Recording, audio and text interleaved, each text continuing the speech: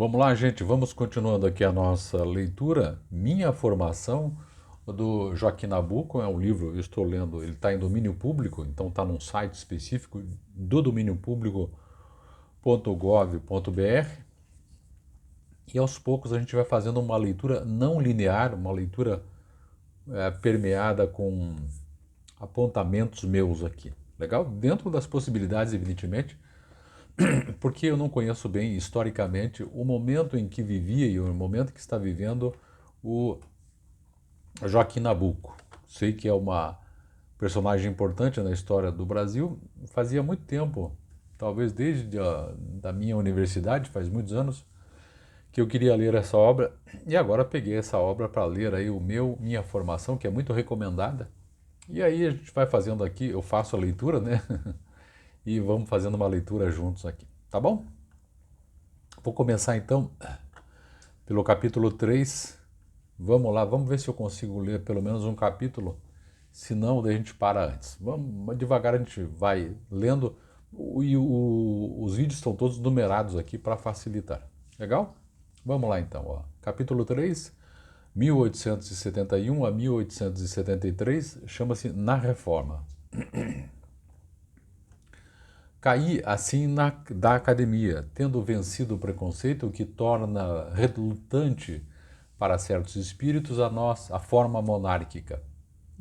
É o tempo do segundo reinado no Brasil, né? E, claro, ele é muito jovem, provavelmente ele estava combatendo a monarquia em prol, imagino eu, da república, né? Se bem que ele falou mal aqui, agora há pouco, no capítulo anterior, sobre os Estados Unidos e tudo mais, e de república. Mas vamos lá. Isso é, vencido o preconceito pela não eletividade do chefe do Estado. Porque, claro, o chefe de Estado na monarquia vem se garantindo sempre, né? Eu via claramente nessa não eletividade o segredo da superioridade do mecanismo monárquico sobre o republicano, condenado a interrupções periódicas que são, para certos países, revoluções certas. Então está defendendo a monarquia, pelo menos, né? Para não sair da relojoaria, a república era para mim um relógio de que fosse preciso renovar a mola no fim de pouco tempo. A monarquia é um relógio, por assim dizer, perpétuo. Não foi pequena aquisição esta que devia a Baguerhot. Sem ela, sem ter da monarquia parlamentar uma concepção que me fizesse aceitá-la como um aparelho mais sensível à opinião, mais rápido e mais delicado em apanhar-lhe as nuances fugitivas, guardando ao mesmo tempo inalterável a tradição de governo e a aspiração permanente do destino nacional, eu teria sido arrastado irresistivelmente para o movimento republicano que começava. Ah, é diferente. Então ele é mais monarquista, né? Mas é assim, a gente vai aprendendo junto. Eu imaginei que ele, sendo jovem, ele era contra as tradições, mas não. Pelo menos nesse período aqui, né? Aí faz sentido ele falar tão bem da monarquia inglesa. Ainda assim, não foi logo de uma vez que cheguei a dominar as minhas fascinações. Em 1871 estava no poder o Ministério Rio Branco, o famoso Rio Branco, né? Rio Branco, se eu não me engano, foi ministro de Relações Exteriores também, né? Agora não tenho certeza, mas me parece que sim. Nesses 3 anos de 1871, 72 e 73, escrevi na Reforma, por vezes, artigos políticos. Outras coisas, entretanto, me ocupavam então mais do que a política, a vida, a sociedade, o mundo, as letras, a arte, a filosofia mesmo, tinham para mim maior encanto do que ela. Desde muito moço havia uma preocupação em meu espírito que ao mesmo tempo me atraía para a política, em certo sentido era uma espécie de amuleto contra ela, que era o caso da escravidão. Porque ele, Nabucco, Joaquim Nabuco, foi um sujeito que combateu a escravidão. E eu vi esses dias atrás, né, me preparando um pouquinho mais para essa leitura, que ele foi criado junto a acho que tia, alguém que cuidou dele, numa fazenda no Nordeste, que era sustentada, na época ele era criança, pela escravidão, pelos escravos. Então ele vivia numa realidade escravocrata. Daí quando ele foi estudar em São Paulo, se eu não me engano no Largo São Francisco, ele teve um choque de realidade, porque lá na fazenda ele era o reizinho, né? E em São Paulo ele era mais um só. Talvez esse choque de realidade em São Paulo tenha feito com que ele percebesse essa questão da escravatura. Hoje em dia não se fala em escravo, é outra expressão que se usa, né? Mas enfim, vamos lá. Posso dizer que desde 1868 vi todo em nosso país através desse prisma, que é o prisma escravocrata. Nas 3 defesas de júri que fiz na academia, o meu amigo Alberto Carvalho há de rir. Alcancei 3 galés perpétuas. Eram todos crimes de escravos ou antes imputados a escravos. Devo ser coerente hoje com o que provavelmente disse no júri. No meu 5º ano no Recife, levei a preparar um livro que ainda guardo, uma espécie de perdigão malheiro inédito sobre a escravidão entre nós. Aqui eu preciso corrigir porque alguém me disse que ele estudou em São Paulo, mas ele é da Faculdade de Direito do Recife, né, que é tradicional. Pelo menos aqui eu percebo isso, tá bom? Vamos lá. Eu traduzia documentos do Anti-Slavery Reporter para o meu pai, que em 1868 a 1871 foi quem mais influiu para fazer amadurecer a ideia de emancipação formulada em 1866 em projeto de lei por S. Vicente, que é o Pimenta Bueno, eu acho que era Senhor Vicente. A iniciativa, o desejo de que se levasse a questão ao parlamento, estou convencido, partiu do imperador que não descansou enquanto o não conseguiu a primeira vez de Zacarias e a segunda de Rio Branco. Eu já disse uma vez que possuo o autógrafo por letra dele, da carta em resposta aos abolicionistas franceses, carta que foi o ponto de partida de tudo. Eu tomava o maior interesse na atitude do meu pai nessa questão. Então o pai dele também tinha ideias anti-escravagistas, né, ou escravocratas. Desejava para ele a glória de ser pelo menos o Sumner brasileiro. Recordo-me do prazer que tive quando, em 1869, ele me referiu que se tinha posto de acordo com Salles Torres, homem, para moverem a ideia do Senado e que Salles estava escrevendo sobre a escravidão um diálogo na forma de Platão. Eu disse há pouco que não me tinha sido fácil desprender-me da minha atração para tudo que era democracia ultra. O imperador estava, em 1871, a empreender a sua primeira viagem à Europa. Um artigo que então escrevi na Reforma com o título Viagem do Imperador dá bem ideia de quanto era pequeno nesse tempo o meu ângulo de inclinação monárquica. É ainda um artigo de mocidade, não há nele senão mocidade, mas o traço individual que tem cada escritor já está fixo, não mudará mais. Não só não mudará mais, como 20 anos depois, quando eu pensar em voltar no escrever a forma literária e as medidas da minha frase dos 21 anos que hei de tornar. Esse artigo é quase republicano. As minhas novas ideias inglesas não estavam ainda senhoras da casa, não tinham força para eclipsar as projeções em partes fantásticas que nesse tempo, com a sua lanterna mágica, Laboulaye acabava de fazer do mundo americano. Por isso eu aconselhava ao imperador que, em vez de ir à velha Europa, fosse à jovem América. E que interessante as posições dele, né?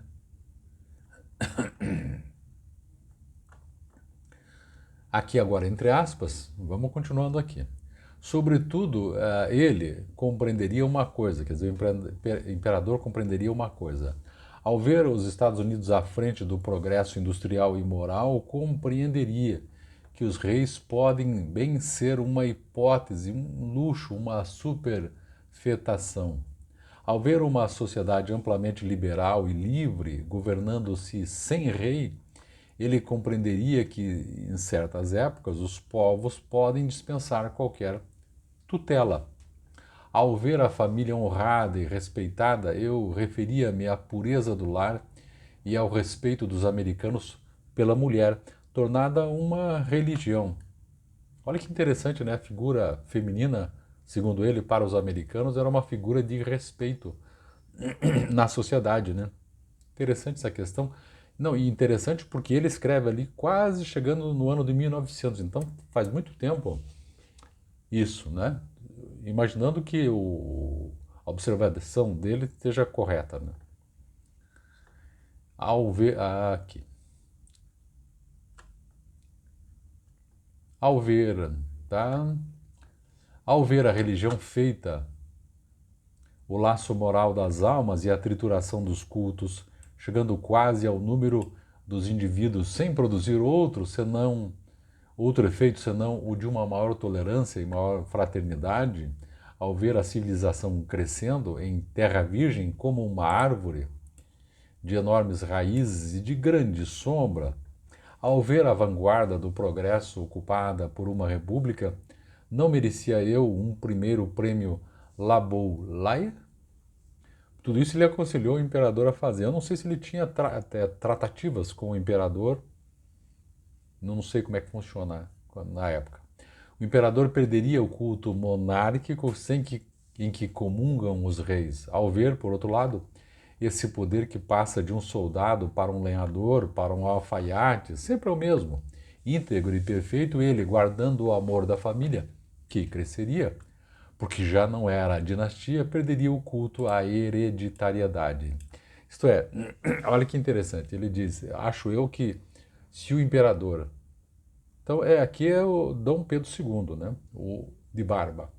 Ele disse, se o imperador fosse fazer essas primeiras viagens, não para a Europa, nessa Europa monárquica, mas fosse para os Estados Unidos, ele ia perceber que lá o poder vai trocando de mãos. Uma hora é de um alfaiate, outra hora é de um lenhador, né? Acho que o Lincoln era lenhador, presidente dos Estados Unidos, né?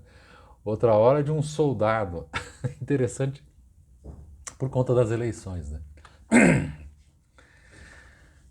Continuando aqui, essa era a minha linguagem aos 21 anos, jovem ainda, né? Nela encontra-se um mínimo de monarquismo e um máximo de republicanismo. O que produz esta preferência por uma monarquia sem hereditariedade, sem cerimonial, sem veneração, toda ao nível comum, como a magistratura popular da Casa Branca. É só gradualmente que a influência do sistema monárquico vai crescendo e prevalecendo sobre esse radicalismo espontâneo, esse igualitarismo inflexível. Aos 21 anos, de certo, eu não teria compreendido essa máxima política de meu pai no Senado. A utilidade relativa das leis prefere a utilidade absoluta. O relativo não existia para mim. Nesses anos, o Partido Liberal leva o Ministério Rio Branco, então é o ministro das Relações Exteriores, né, Rio Branco. Então, nesses anos, o Partido Liberal leva o Ministério Rio Branco para onde quer. Seguramente a opinião liberal teve muito mais poder sobre aquele ministério do que sobre o Ministério Sinimbu ou qualquer outro do seu próprio partido, exceto o Ministério Dantas, porque neste o presidente do Conselho era impressionável a menor censura do liberalismo. A verdade é que o Ministério Rio Branco foi um ministério reformista, como desde o gabinete Paraná não se tinha visto outro e não se viu nenhum depois. O governo tinha o prurido das reformas, não talvez por inclinação própria, mas para desarmar a oposição liberal. Em 2 pontos somente ele mostrou-se conservador à moda antiga. Na sua prevenção contra a eleição direta, que provavelmente era também do imperador, e em relação ao equilíbrio do prata. do Prata, eu acho que as questões aqui da Argentina, né, a República Cisplatina, por aqui. Em sua política externa, porque ele está falando de política externa, manteve firme a tradição conservadora, falando sobre o Ministério Rio Branco, né? Ou melhor, a política tradicional da Tríplice Aliança, e a maior probabilidade é que a política liberal da Aliança, continuando depois da guerra nos tratados de paz, teria criado uma situação do Prata muito diversa da situação estável e pacífica que resultou dessa mudança de atitude dos conservadores. Em tudo mais, foi um ministério inovador, como o Partido Liberal não teria dado igual. O pano das reformas era fornecido pelos liberais. Era todo de padrão liberal, mas o mestre conservador talhava nele com uma largueza de tesoura que faria chorar do poder toda a alfaiataria contrária. Na questão religiosa, principalmente, a atitude do Rio Branco só se poderia chamar conservadora por ser pombalina, ultra-regalista. O Partido Liberal, em vez de exultar, dizia-se roubado, pleiteava as suas patentes de invenção, suas marcas de fábrica. Para aquela aqui, especificamente, o Partido Liberal e o Partido Conservador. Né? Nesse tempo e durante alguns anos, o radicalismo me arrasta, que muito jovem também, né? Eu sou, por exemplo, dos que tomam parte mais ativa na campanha maçônica de 1873 contra os bispos e contra a igreja. Entro até nas ideias de Feijó, de uma igreja nacional, independente da disciplina romana. Faço conferências, escrevo artigos, publico folhetos. Não quisera mesmo hoje retirar uma só palavra do que disse então, advogando a liberdade religiosa mais perfeita. Entendo ainda hoje, mais do que nunca, depois da esplêndida experiência do pontificado de Leão XIII, que a Igreja tem tudo a ganhar com a liberdade e que o futuro do mundo pode pertencer à aliança já selada do atual pontificado da Igreja Católica com a democracia.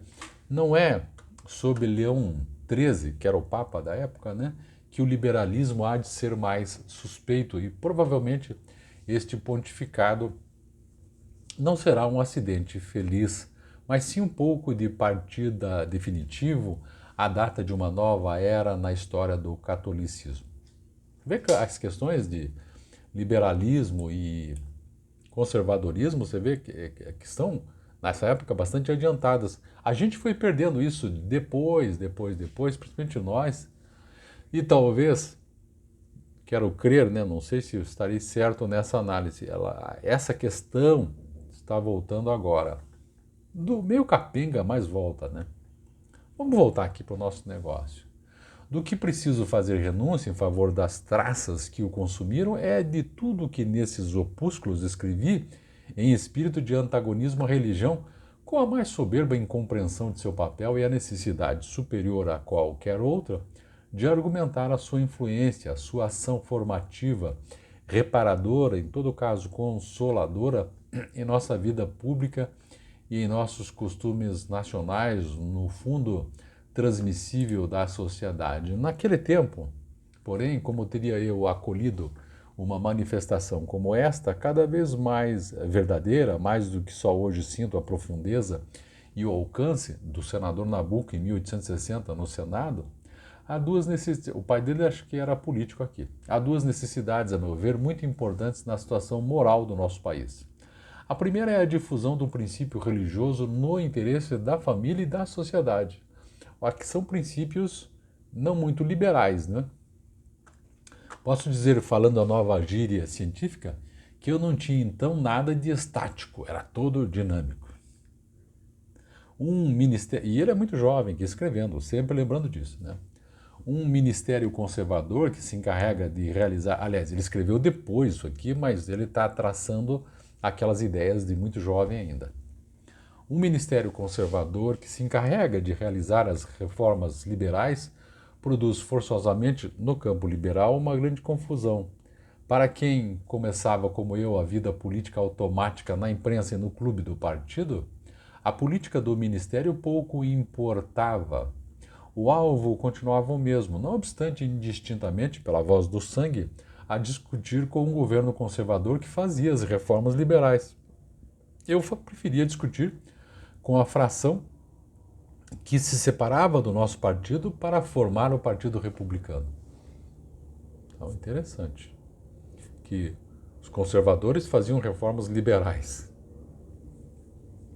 Já nesse tempo, a questão da forma de governo começava a dominar em mim todas as outras. Eu só excetuaria a dos escravos, mas a lei de 28 de setembro estava votada e que ela se tinha seguido, e a ela se tinha seguido uma espécie de trégua dada à escravidão. Travo, então, na reforma, um combate com a República, do ponto de vista monárquico. Se em 1871 eu podia pretender como República, aliás, se em 1871, eu podia pretender, como disse o prêmio americano Laboulaye, em 1873, no meu ano de fixação monárquica, eu entraria em concurso com o prêmio inglês Bagehot, com esses artigos também da reforma. O seguinte trecho basta para mostrar, comparado ao da viagem do imperador, a mudança que eu tinha sofrido em 2 anos. Então, de novo, aqui um outro trecho que ele escreveu. O primeiro, que a gente já viu, é falando para o imperador que podia visitar os Estados Unidos, né? Para ter um choque de realidade também. Aqui num outro texto, falando dessas questões de políticas, ele diz: é preciso realmente ser iludido ou pelas palavras ou pelos símbolos para chamar ao rei do sistema parlamentar um tirano. Então está defendendo o sistema parlamentarista e não o republicano. Nem mesmo pode comparar-se um Lincoln com uma Vitória, quer dizer, um presidente americano com uma rainha Vitória, que é da época, né? Que é a mãe dessa rainha que acabou de falecer aí e que agora o filho dela que está governando a Inglaterra, mas é o Reino Unido. O presidente americano governa, administra, tem à sua disposição milhares de empregos públicos, chefe do seu partido, tem uma responsabilidade inteira no governo e uma iniciativa poderosa. Ele pode ser um Washington ou, se quiser, um Johnson. Quer dizer, ele pode escolher, né? Ele vai ser grande ou vai ser pequeno no final das contas. O soberano inglês não tem poder nenhum. O parlamento indica ali o ministro que ele chama, não podendo chamar outro. Esse ministro imposto torna-se chefe de Estado, apresenta as leis a que o soberano não pode negar sanção e dissolve a Câmara se ela lhe retira a confiança. E enquanto o ministro governa, o rei somente reina, porque o rei é uma figura mais decorativa, lá ainda mais lá. A função dele é manter a autonomia, manter a integridade nacional, né, do seu Estado. Quem governa de fato é o primeiro-ministro, ele que administra aí as coisas do dia a dia. Né? Continuando, esse ministro imposto torna-se chefe de Estado, apresenta as leis a que o soberano não pode negar sanção, dissolve a Câmara se essa lhe retira a confiança, enquanto o ministro governa, o rei somente reina. Não terá esse tirano inglês muito menos poder do que o primeiro magistrado americano? Quer dizer, não terá esse tirano inglês muito menos poder do que o primeiro magistrado, que o presidente americano? Os presidentes são considerados os primeiros magistrados, que é outro nome que se dá a eles. Dessas ideias eu não devia sair mais, pois se verá, não são como as de 1871. Que antes, quer dizer, ele evoluiu o pensamento, arrastamento, entusiasmo, paixão, são dessas formas do espírito que deixam mais a inteligência tomar outra forma. Tem para ela a transparência, a clareza da evidência, como se fossem, realmente são, primeiros teoremas de geometria política. Acho que ele está contando que ele vai se transformando politicamente aos poucos. Muito bem, terminei. Olha que legal esse capítulo, foi rapidinho. E vou iniciar no próximo vídeo o capítulo 4. Fique aí, deixe seu recado para mim, deixe seu like. Quero saber se esse tipo de leitura está lhe agradando. Óbvio, tem muitas deficiências nessa minha leitura, né, por causa do meu pouco conhecimento dessa época aqui da história. Tenho muito pouco conhecimento, confesso, mas é uma leitura que eu há muito tempo queria fazer, aproveitei e trouxe para nós lermos juntos aqui. Valeu? Eu estou lendo aí a Minha Formação, do Joaquim Nabuco, um livro muito indicado, principalmente nas faculdades de Direito, mas hoje em dia quase não se utiliza mais. Então, estou trazendo aqui para a gente fazer uma análise. Valeu? É isso, gente. Obrigado. Deixa aí o seu recado e deixa o seu like. Até o próximo vídeo. Tchau, tchau.